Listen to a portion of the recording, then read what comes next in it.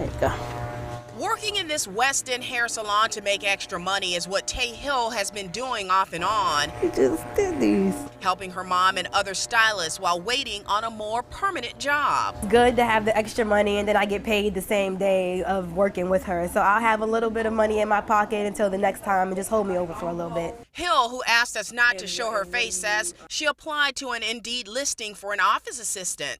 She got this reply that the job was filled, but says she was hopeful when that employer referred her to a, quote, business partner who was looking to fill a similar vacancy. Hill says that woman, who represented herself as a retired real estate attorney, still worked on business deals in and out of town and eventually offered her a job via email. Then, she says, red flags popped up when her first project was to buy the woman's plane ticket from Toronto to Richmond. It was weird because she said she was going to send me a check. I didn't know how much it was for, or I didn't know what it was for in particular, and that the fact that me and her have never had a real conversation, so I didn't even trust her enough to go ahead and just get a check and deposit it into my account for her. Barry Moore with the Better Business Bureau of Central Virginia says he's relieved that Hill cut things off when she did.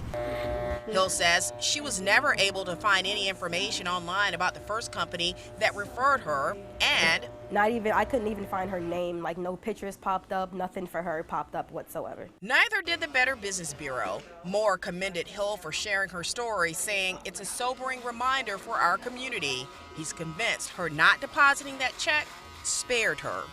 And then about 7 days later, your bank calls and says, excuse me, but that $2,000 check has bounced or the account has been closed. You're going to have to pay for this. And you then have to think, am I involved in bank fraud on top of getting ripped off? Chances are, if that person is working a scam of you, they've done it to others. Moore says the very best advice he has for anyone seeking a job online who believes there's a red flag, he says you should contact the Better Business Bureau and rely on their tool, their BBB scam tracker. He says you can even get a weekly scam alert. He says if you do your homework on the front end, you'll avoid a headache on the back end.